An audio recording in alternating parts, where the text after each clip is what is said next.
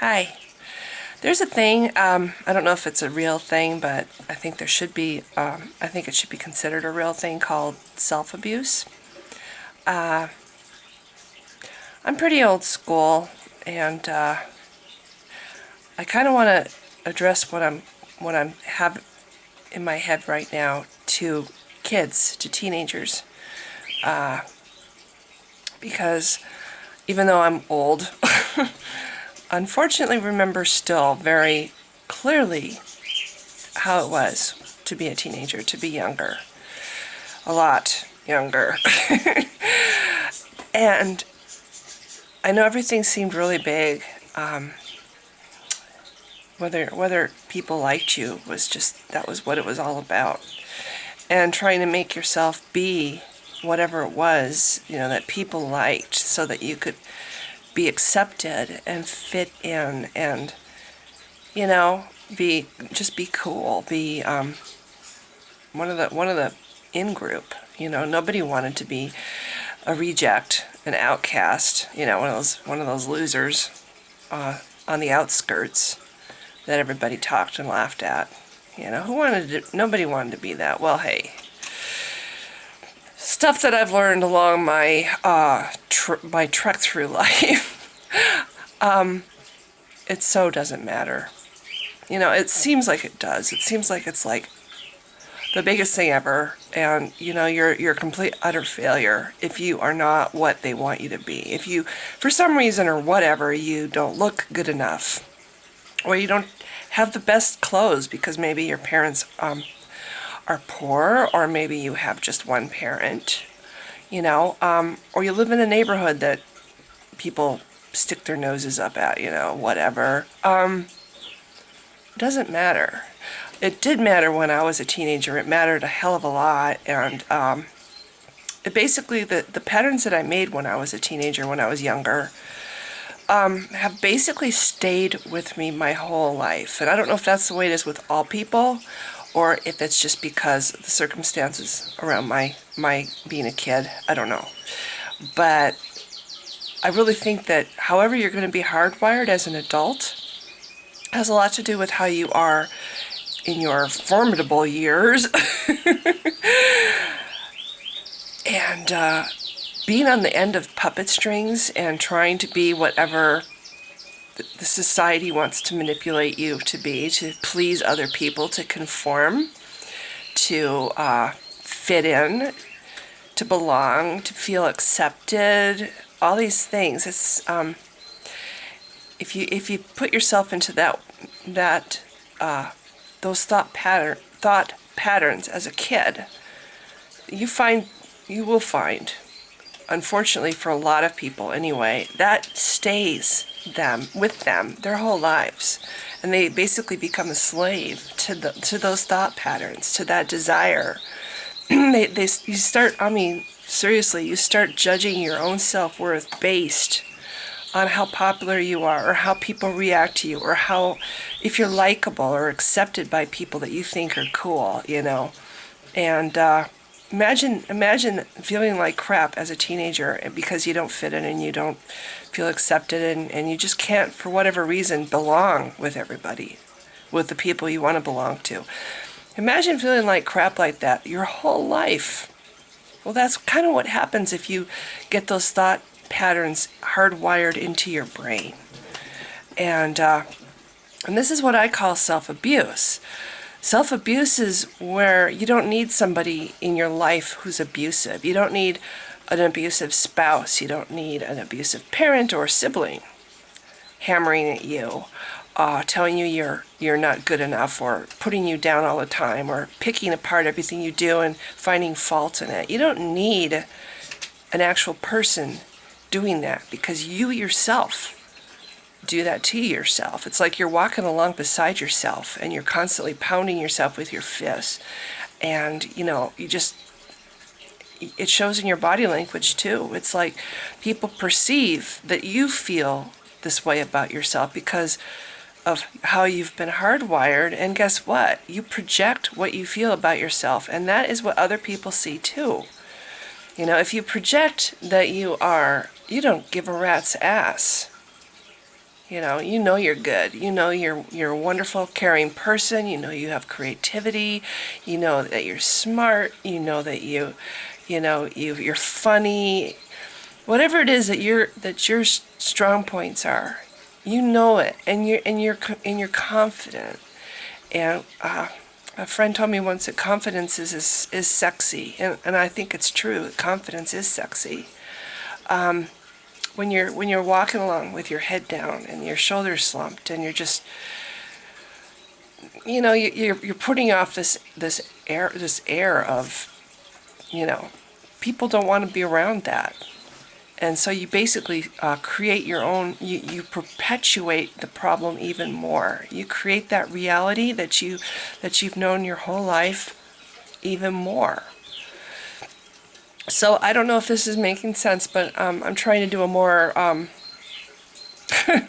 don't know, if I didn't ever have kids, so I don't have the benefit of the wisdom that parents or grandparents have. But I do know from my own experiences that it's really hard when you're older to change. Once you get these negative thought patterns about yourself, it is really hard to change. But when you're younger, that's when the time is right to say, fuck this shit. It's society and it's crap and it's programming that they want you to take in hook, line, and sinker and apply to yourself.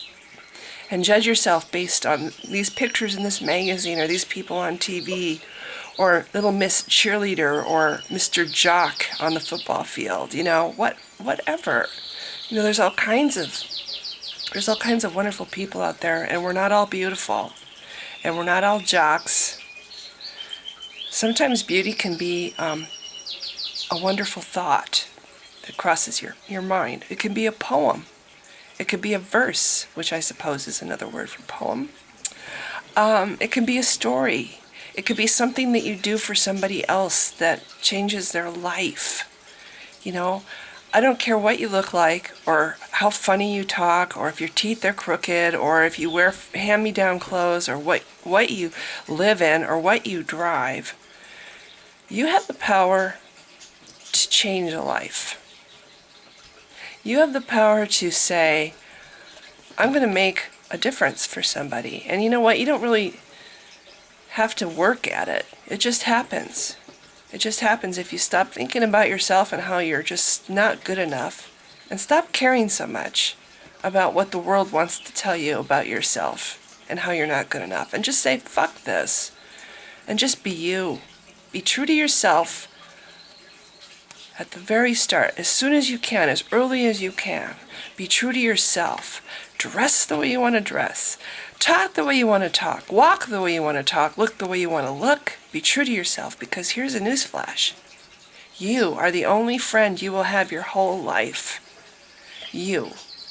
And one thing I also know, friends are fleeting.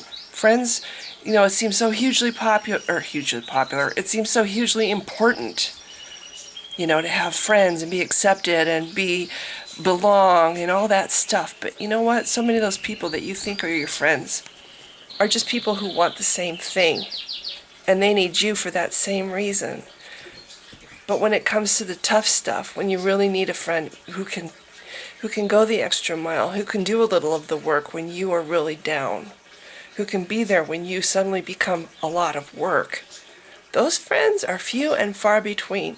You might be lucky to find 2 or 3 in your entire life. I was one of those people. I like to think that was my reason for being born, because I did have a chance to be like that, to be that kind of a friend for somebody. And that's what I try to remember whenever I think of myself like I do sometimes, that I don't have any worth and that nobody can like me, whatever. I think, but look what I did.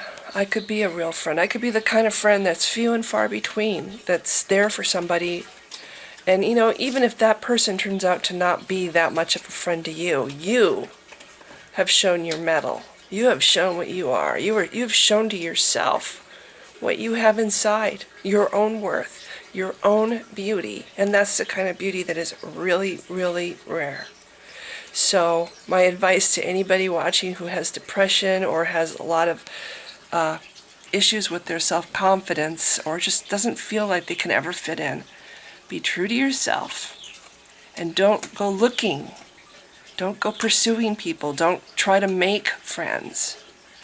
Because you know what? The wrong friends can be as bad or even worse than being all by yourself and feeling lonely. Sometimes loneliness is a friend all in its own. Sometimes lonely is a chance to figure out who you are and come to like yourself and realize that you don't need people to see your own beauty inside and your own worth. You don't. And that beauty and worth inside, that friend that you have inside yourself, that's your friend forever. You know? Your parents will go away. The people that you think of as your best friends today will not be there tomorrow. Very likely. But the people that are there for you, that will go the extra mile, those people, if you're lucky to find 2 or 3 in your life, great. If you're lucky to be somebody like that for somebody, even better. But you can be that way for yourself anyway. You can be the person that goes the extra mile for you. And don't give up on yourself, and don't let them tell you that you're shit, because you're not. You know, and if you're a gay kid, then be proud of who you are. Don't fucking listen to them. You know, they're going to say all kinds of shit to you because their religion says it's okay. It's bullshit. You are perfectly made by nature. Or if you are religious yourself, you were perfectly made by God. You are not an abomination. Your God does not make abominations, and neither does nature. So chin up, hang in there. Happily, childhood and youth is, well, I shouldn't say happily because it sucks actually, is fleeting. Believe me, you're going to be old a lot longer than you get to be young. So fucking enjoy yourself and stop obsessing about these things that are so small and trivial, and yet they can do so much damage if you let them. Put your head up high and be you. And I know this sounds like a major cliche, but nobody else can do it. Nobody else can be you. And there'll never be another you ever. So do a damn good job at it. And don't let the world tell you that you're anything other than what you know you are. Okay, there's my little inspirational pep talk, but you know, I wish I could have had the same advice when I was a kid, you know? But anyway, thanks for listening.